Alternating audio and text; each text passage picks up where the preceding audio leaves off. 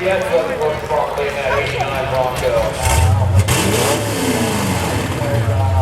Did not go quickly, stopped inside the box. Before the box.